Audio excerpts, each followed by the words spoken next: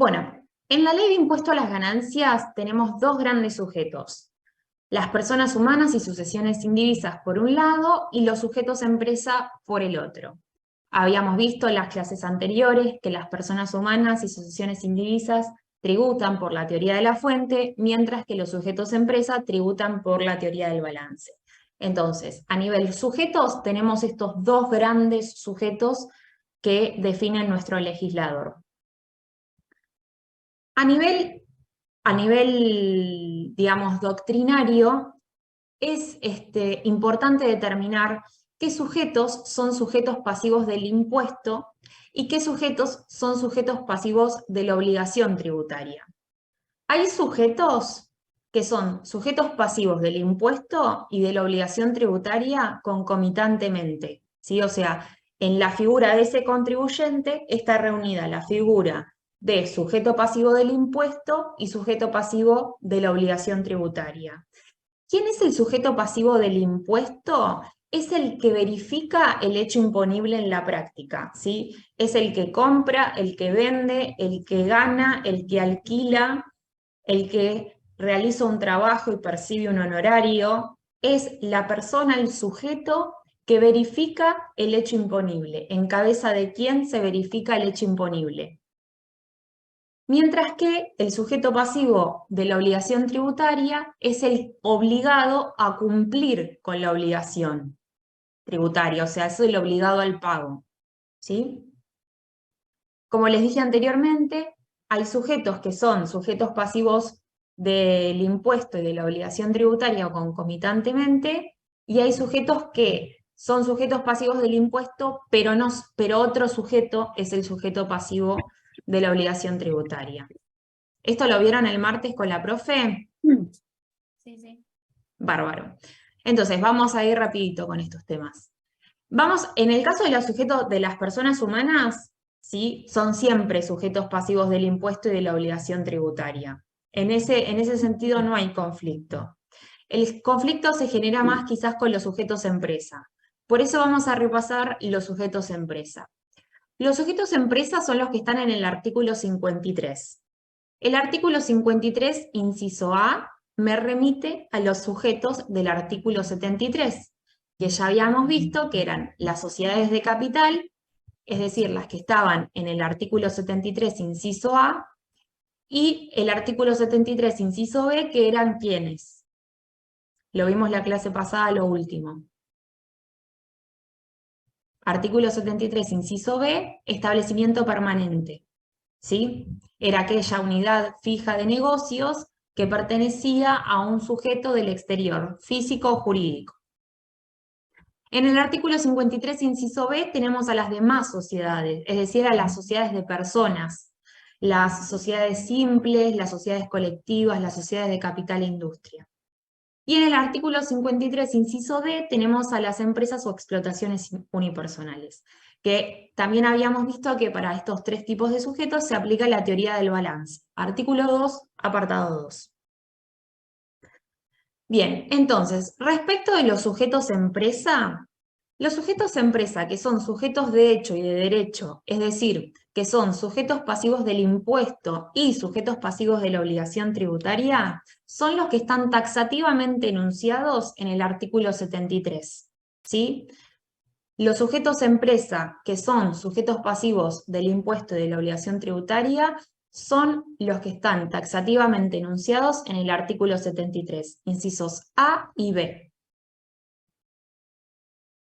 Por ejemplo, una sociedad anónima, artículo 73, inciso A, punto 1, es quien verifica el hecho imponible, es en cabeza de quien se verifica el hecho imponible, y también la sociedad anónima va a tener que presentar una declaración jurada y, si le da a pagar, ingresar el pago correspondiente. Acá tienen, digamos, la esquematización del artículo 73. El artículo 73 está esquematizado en dos apartados, el apartado A y el apartado B.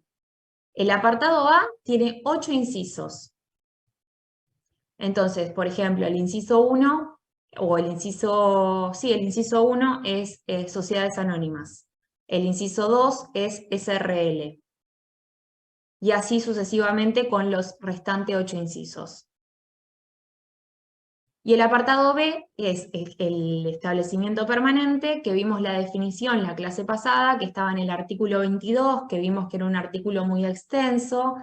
Les dejé parte de tarea que ustedes vean el trabajo práctico de establecimiento permanente, y que habíamos visto que lo más importante de los establecimientos permanentes es que era una unidad de negocio, es decir, un lugar fijo, un lugar físico, que desarrolla actividades comerciales, industriales o de servicio, pero cuyo titular es una persona humana o jurídica del exterior. Tanto el establecimiento permanente como todos los sujetos del artículo 73, inciso A, son sujetos pasivos del impuesto y de la obligación tributaria concomitantemente. ¿En qué casos no se da esto? En el caso, por ejemplo, de una explotación o una empresa unipersonal. Que es un sujeto del artículo 53, inciso D. Una empresa o una explotación unipersonal es una unidad económica ubicada en nuestro país que desarrolla una actividad comercial, industrial o de servicios, pero cuyo titular es una persona humana residente en el país. Es una unidad económica, ¿sí?, ubicada en nuestro país, que desarrolla actividades comerciales, industriales o de servicio, pero cuyo titular es una persona humana residente del país. Tiene personalidad tributaria, o sea, quien verifica el hecho imponible en la práctica es la empresa unipersonal.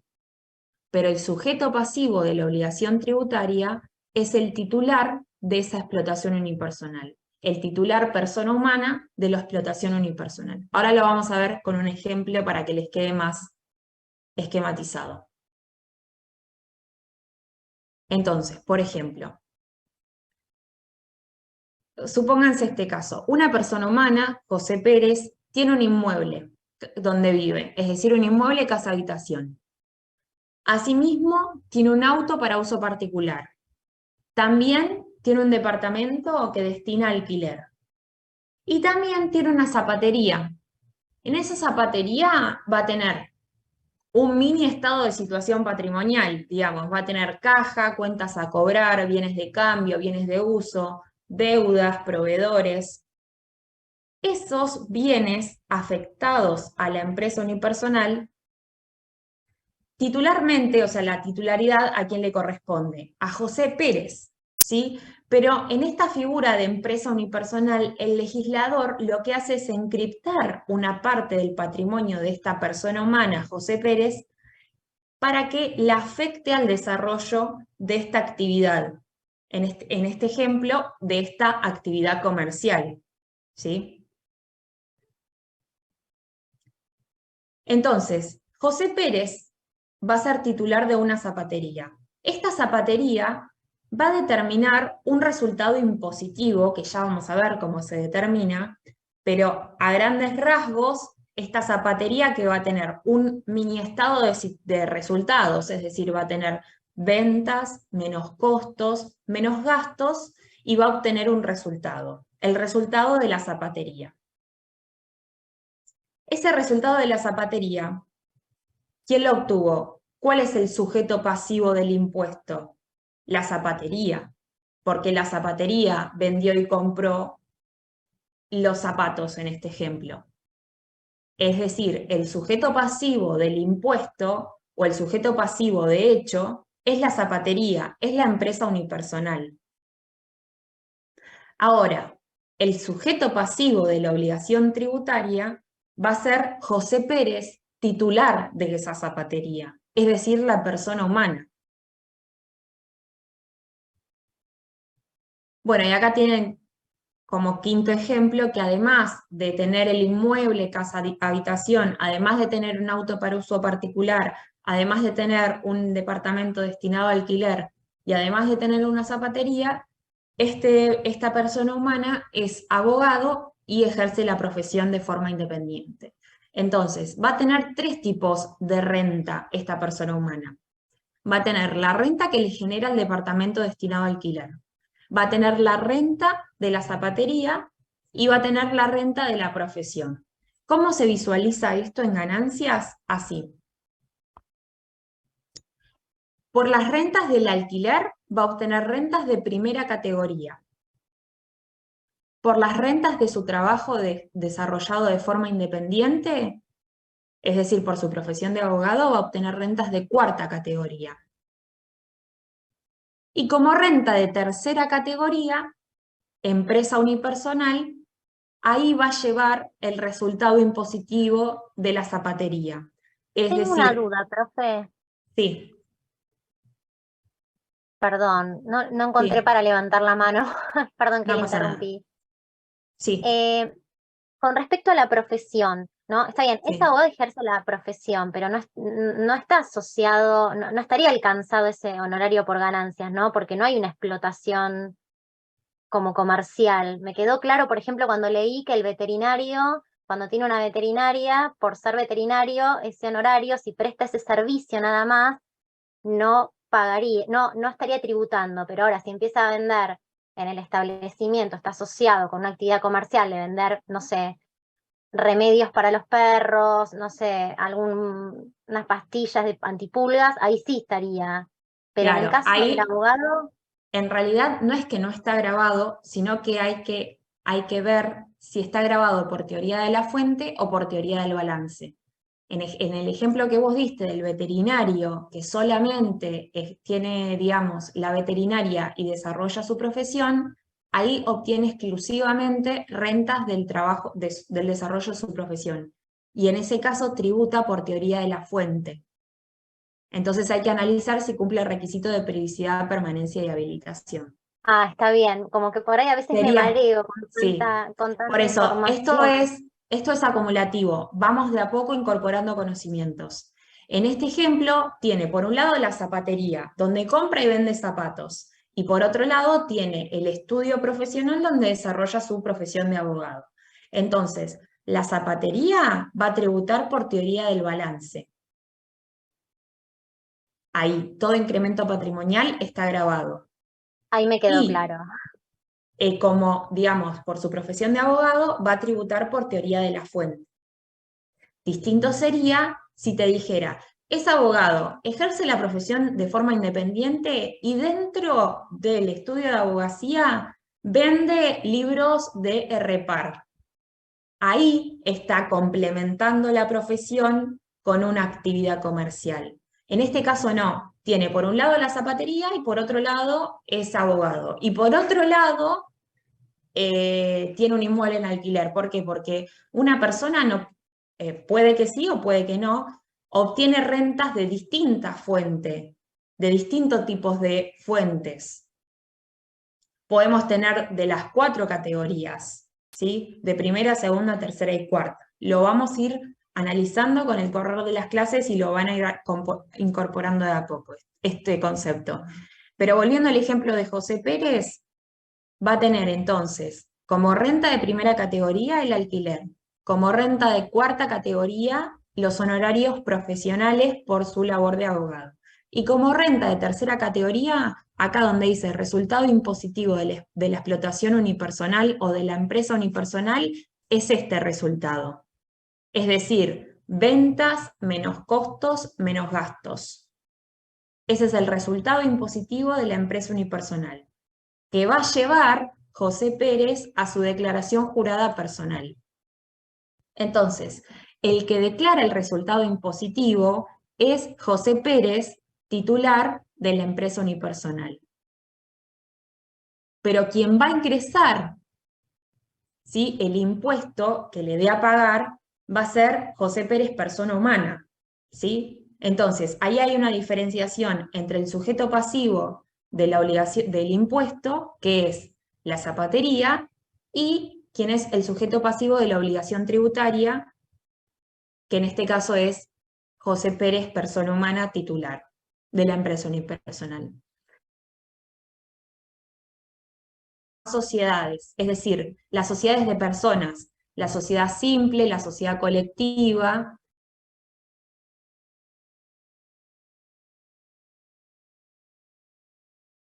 Sociedad colectiva, los socios o dueños de estas sociedades, en función de su porcentaje de participación en la sociedad. Por ejemplo, supónganse que José Pérez, en vez de tener una zapatería él solo, la tenía con su hermano, y hicieron una sociedad simple, 50% cada uno. Entonces, supónganse que este resultado impositivo dio 100.000 pesos. Entonces, José Pérez va a llevar a su declaración jurada personal, en vez de llevar los 100.000, va a llevar 50.000 acá. Acá va a llevar solo 50.000. ¿Por qué? Porque es en función de su porcentaje de participación. Esquema de análisis tanto para las empresas unipersonales como para las restantes sociedades o las sociedades de personas. Veamos algunos ejemplos. Tenida en el año 2022 por un negocio de compraventa de calzado. Es el mismo ejemplo, es decir, una zapatería. Siendo el propietario una persona humana que además es médico. Es la empresa unipersonal zapatería. Y el sujeto pasivo de la obligación tributaria es esta persona humana que además es médico. Una sociedad anónima es titular de la zapatería. Ahí, ¿cómo se da el caso? Por ejemplo, a ver si alguien me puede contestar. La sociedad anónima es sujeto pasivo del impuesto y de la obligación tributaria. Perfecto. ¿Por qué? Porque está taxativamente enunciado en el artículo 73, inciso A,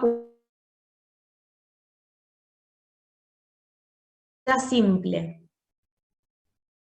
Es titular de esta zapatería. ¿Quién es el sujeto pasivo del impuesto y quién es el sujeto pasivo de la obligación tributaria? Del impuesto la sociedad simple, de la obligación tributaria las personas que la componen. Perfecto, exacto. Entonces, los socios de la sociedad simple van a llevar a su declaración jurada personal el resultado de esta sociedad simple en proporción a su porcentaje de participación.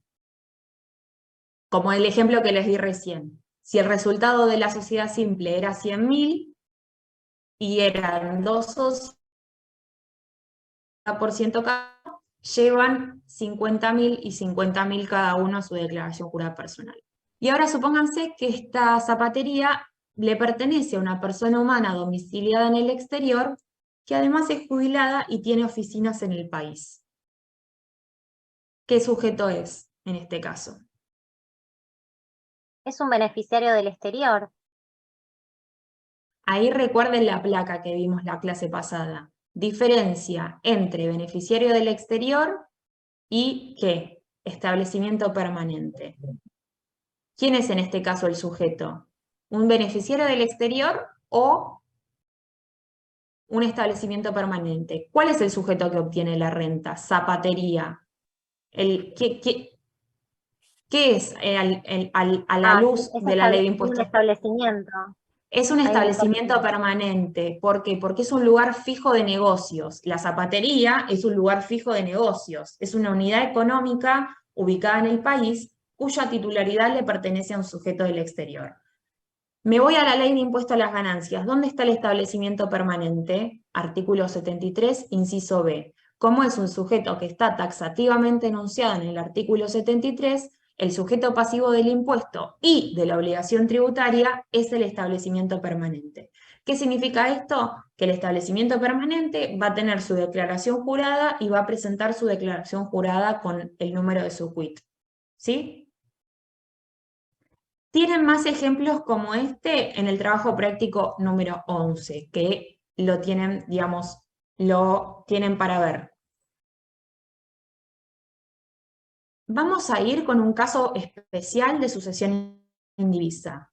Recuerdan que en clases anteriores yo les había hablado de la autonomía del derecho tributario y que en función de la autonomía dogmática creaba sus propios institutos.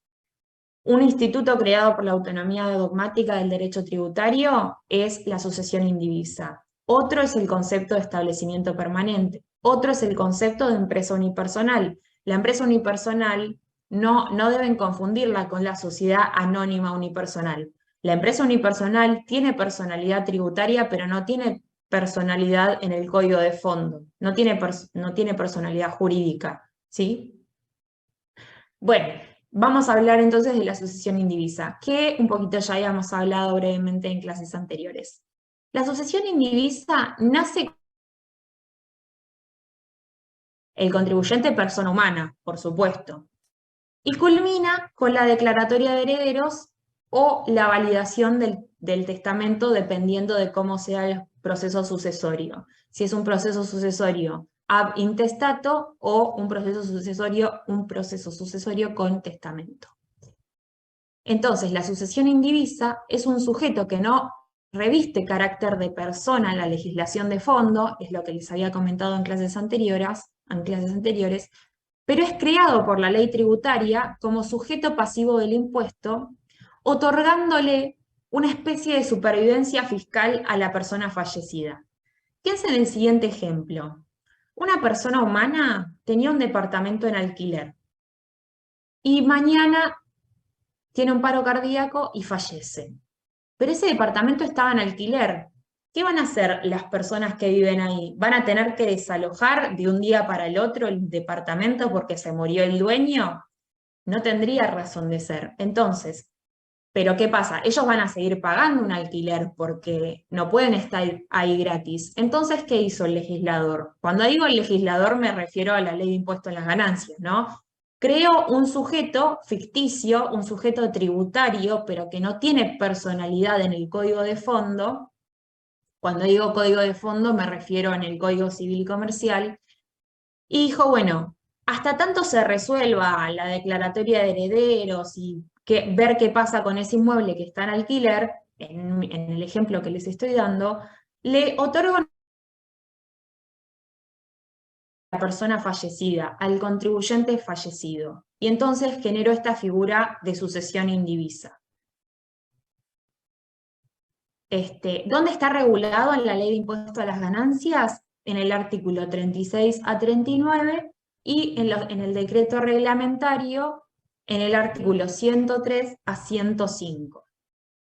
Esto también es importante. La ley le otorga el carácter de sujeto pasivo a la sucesión indivisa y le asume los atributos fiscales del causante. Cuando veamos deducciones generales y personales, pero por ejemplo, si el causante estaba casado, la sucesión indivisa se va a considerar a los efectos de la liquidación del impuesto, cuando veamos más adelante, las deducciones personales que le correspondían a ese causante, ¿sí? Por ejemplo. Entonces, asume los atributos fiscales que tenía el fallecido.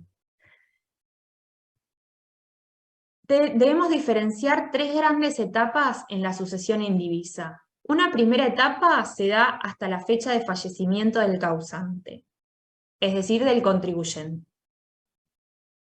Una segunda etapa desde la fecha de fallecimiento hasta la declaratoria de herederos o que se declare válido el testamento.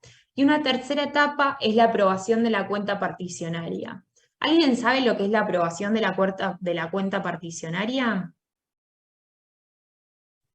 Profe, ¿no va de la mano de la declaración del final del fallo? Ahí en el fallo.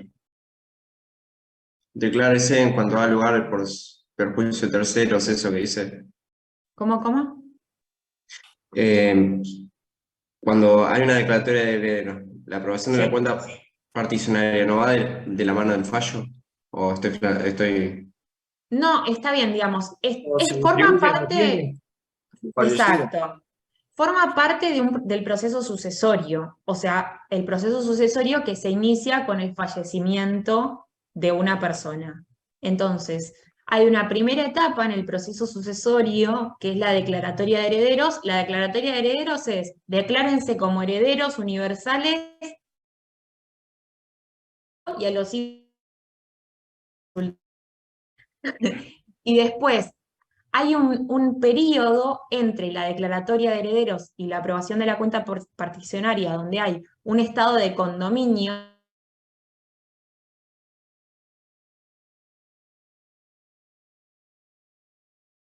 Es, al heredero 1 le corresponde el bien 1, al heredero 2 le corresponde el bien 2, es decir, es cómo se distribuyen los bienes que formaron parte del haber entre los herederos, ¿sí? Entonces, si bien esto, digamos, traemos normas del Código Civil, por ejemplo, todo esto que tiene que ver con las etapas de de un proceso sucesorio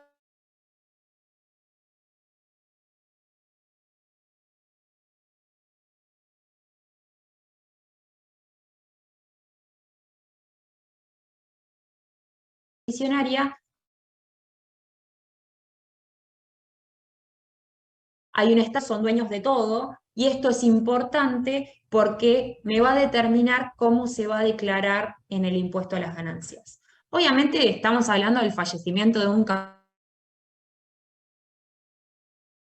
causante, era contribuyente de la ley de impuesto a las ganancias, ¿sí? O sea, un sujeto que ya estaba inscrito en el impuesto a las ganancias y fallece, o sea, ya obtenía rentas grabadas. Con un ejemplo. Este ejemplo está sacado de la guía, así que después lo van a terminar de complementar cuando analicen la guía de trabajos prácticos. Inmuebles en alquiler. El inmueble A le representa un alquiler de 10.000 pesos por mes, el inmueble B, 6.000 pesos por mes, y el inmueble C, 4.000 pesos, en concepto de alquileres.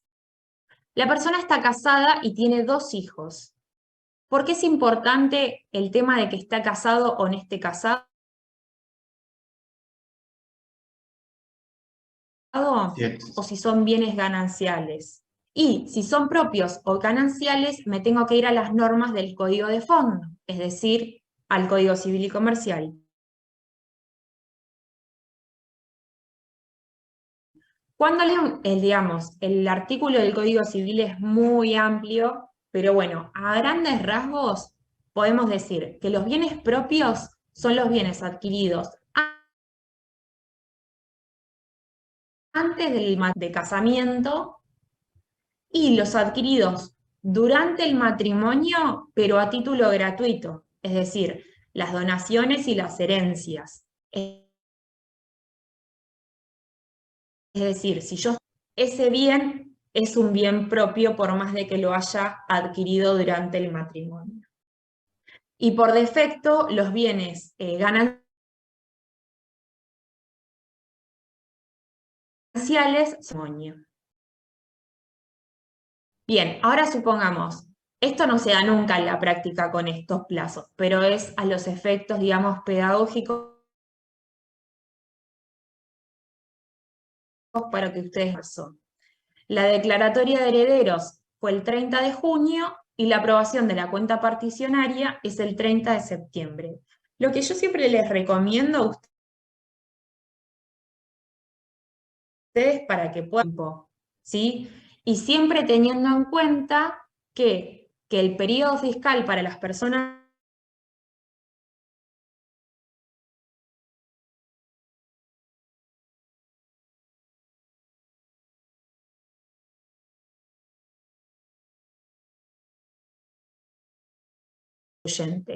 al contribuyente vivo entre el 31 de marzo y el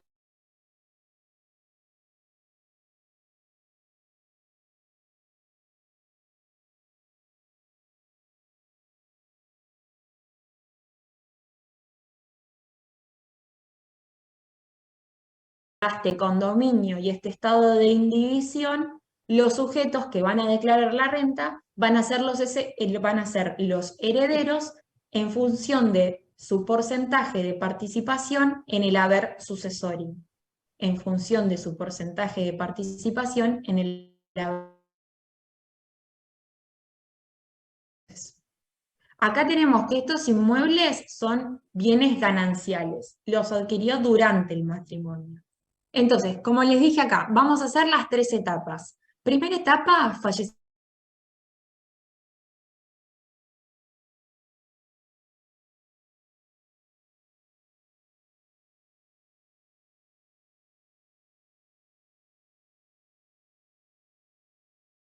Una declaración jurada por ese periodo, es decir, por esos 3 meses.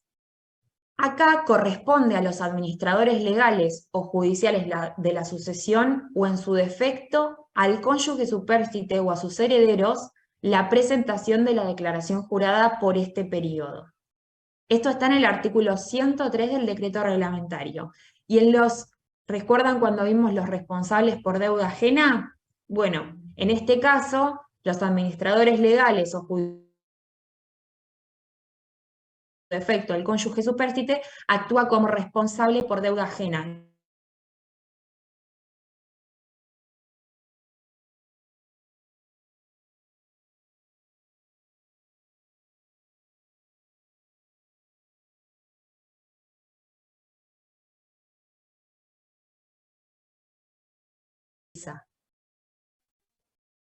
Pero también, al producirse el fallecimiento el 31 de marzo, quedó